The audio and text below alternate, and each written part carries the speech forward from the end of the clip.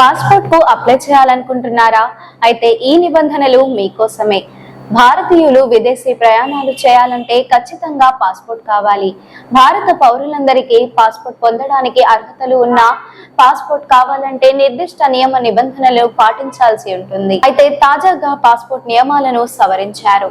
ఇకపై పాస్పోర్ట్ కావాలంటే ఖచ్చితంగా జనన ధృవీకరణ పత్రం తప్పనిసరి సమర్పించాల్సి ఉంటుంది. జనన మరణాల నమోదు చట్టం 2023 ప్రకారం అక్టోబర్ 1, 2023 తర్వాత జన్మించిన పౌరులందరూ ఇప్పుడు పాస్పోర్ట్ కోసం దరఖాస్తు చేసుకునేటప్పుడు జనన తేదీకి రుజువుగా వారి జనన ధృవీకరణ పత్రాన్ని ఖచ్చితంగా జతవేయాల్సి ఉంటుంది. అయితే ఈ కట్ ఆఫ్ తేదీకి ముందు జన్మించిన వారు ఏ పత్రాలు జనన ధృవీకరణ పత్రంగా సమర్పించాలో కొన్ని అనుమానాలున్నాయి.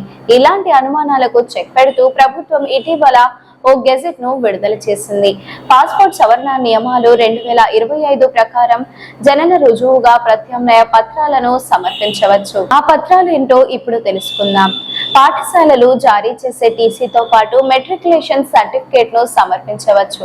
పాన్ కార్డు, ప్రభుత్వ ఉద్యోగుల విషయంలో సర్వీస్ రికార్డు లేదా pay pension order, driving licence, vote గుర్తింపు కార్డు, ఎల్ఐసి లేదా ప్రభుత్వ సంస్థలు జారీ చేసిన పాలసీ బాండ్. గతంలో కూడా జనన ధృవీకరణ పత్రాన్ని తప్పనిసరిగా సమర్పించడానికి కట్ ఆఫ్ తేదీని నిర్ణయించారు.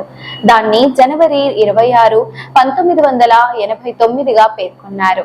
అయితే 2016లో ఈ నిబంధనను తొలగించారు. దరఖాస్తుదారులందరూ తమ పాస్పోర్ట్ దరఖాస్తుతో ముందు చెప్పబడిన పత్రాలలో దేనినైనా జనన రుజువుగా జత చేయడానికి వీలుగా పాస్పోర్ట్ నియమాలను సవరించారు. ఈ వీడియో మీకు నచ్చినట్లయితే లైక్ చేయండి. మరికొన్ని లేటెస్ట్ అప్డేట్స్ కోసం వెంటనే మన ఛానల్ ను సబ్స్క్రైబ్ చేయండి. ఈ వీడియోపై మీ అభిప్రాయాన్ని కామెంట్ రూపంలో తెలియజేయండి.